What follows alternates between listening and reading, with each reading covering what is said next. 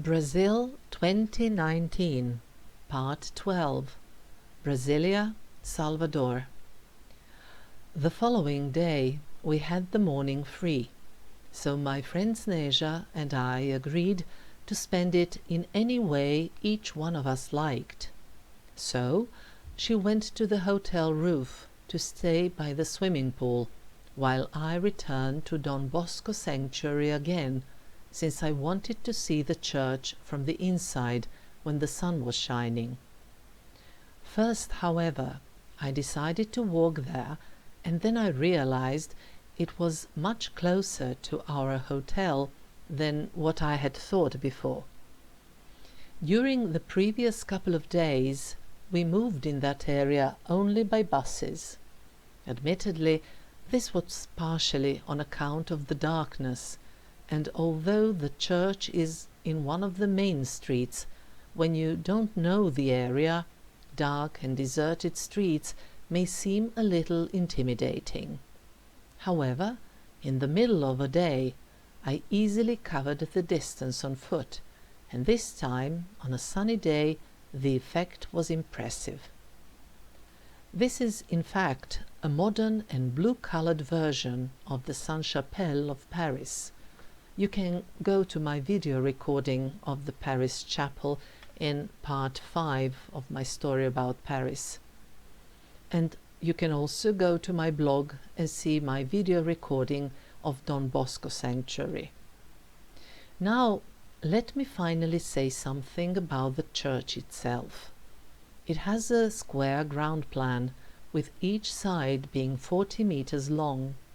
On each side there are 20 columns, and they are 16 meters high. Between them, the walls are filled with glass squares, and all these fillings but one on any of the sides are made of blue glass. Moreover, the author used 12 shades of blue in order to symbolize the beauty of the sky in Brasilia. That one segment of the wall of each side that is not blue was made in the shades of purple. There was a peace and harmony that I could feel inside. There was quiet music playing, although quite a lot of noise came from the traffic outside, and the air was also quite pleasant. This was made possible by the doors opened on 3 sides, plus there were also windows of sorts that could be opened and yet without disturbing in any way the entire appearance. The only source of artificial light, which the two of us had actually seen the night before, is the huge chandelier in the middle made of Murano glass, with over 400 light bulbs symbolizing Christ, who is in the spiritual sense the only source of light. In one of the photos, at the bottom, by the Christmas tree, it is possible to see the statue of St. John Bosco, to whom the church is dedicated. I spoke about it in the previous text. With no rush, I walked around the church, including also the crypt, and then I went out in the street again, heading for the hotel. I was to cross once again the enormous street that runs around the central lawns or green area, which altogether forms the monumental axis.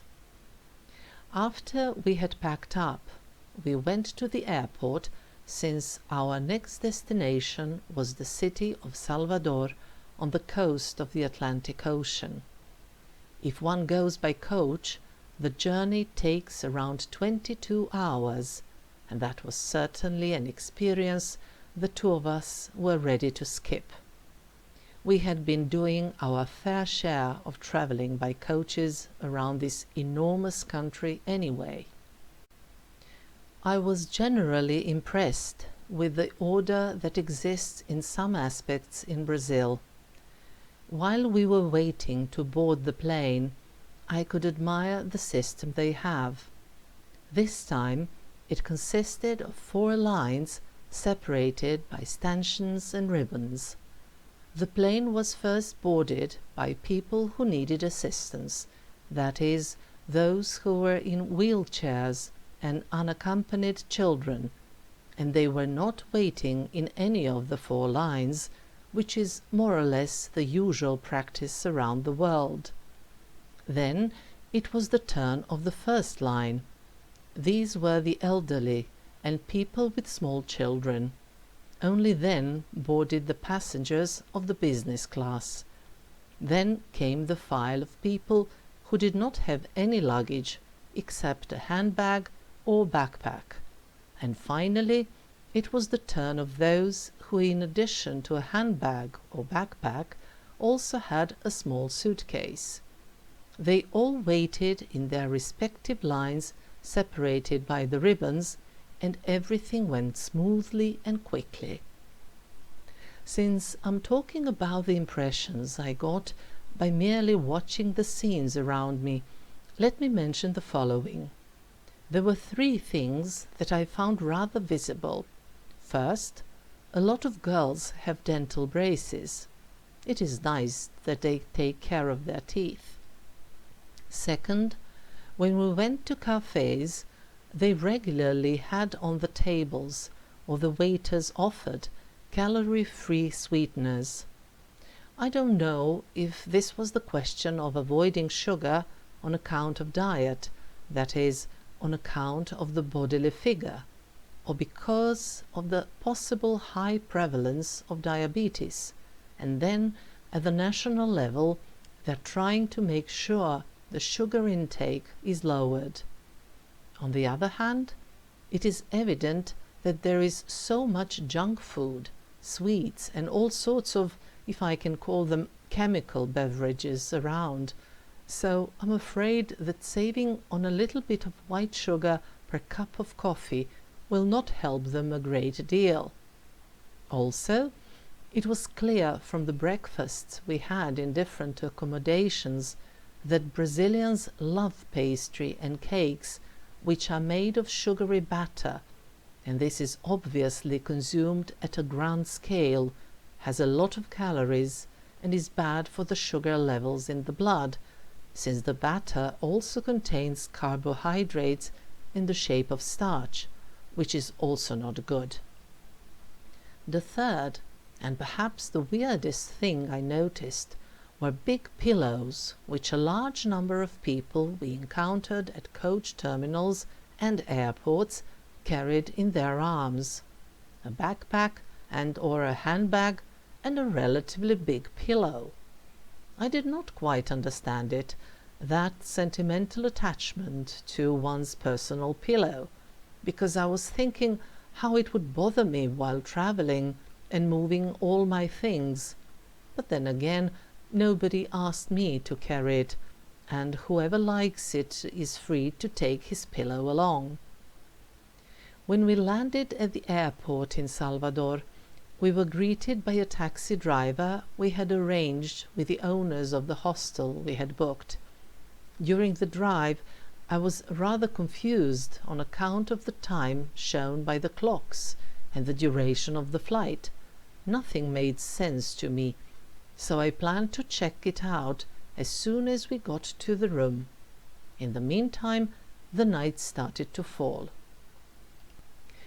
When we got to the hostel, where we actually booked a small flat, and got out of the taxi, we were met by some locals who did not seem welcoming to us. Our first impressions were based on the fact that it was very noisy. Some of the locals seemed drunk or stoned, but this all had more to do with us just arriving. The night was falling, the street was old, the small shops and cafes seemed crumbly, and when you see all of this in the dark, it is possible to start fantasizing. Many years ago, poor me got extremely scared like this in the middle of Geneva, and I even checked outside the window of my hotel room in case I would have to jump out should there be any panic, and I comforted myself that I was on the second floor, with an awning below. Of course, in the morning it was perfectly clear to me that this was only my scared imagination at work, but to my defense I was rather young and with little experience in independent traveling. Still, while we were unpacking and slowly relaxing at that flat in Salvador, I looked on the internet for information about the time zones in Brazil. It turned out that during certain period of the year, when there is the daylight saving scheme, a town that is more to the east, for instance Salvador, may be 1 hour behind a town that is more to the west, for instance Brasilia. In other words, it would be 6 p.m. in Brasilia and 5 p.m. in Salvador. One would expect the reverse. So, I wrote a brief text on the subject of Brazilian peculiarities that we had encountered over the last couple of days.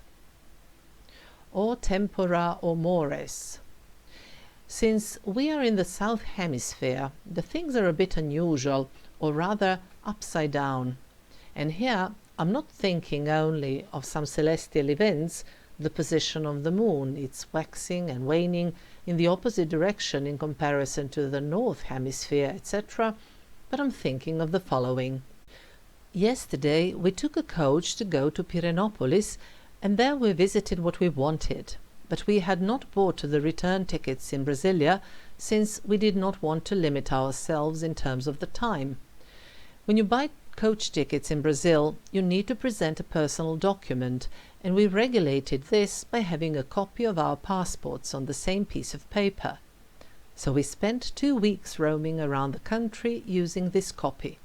And then we arrived to the coach terminal in Pirenópolis right on time to catch a coach at our preferred time, and then we came across a zealous ticket vendor who said, "Give me the original document." We left it at our hotel. Then this can't be done. What?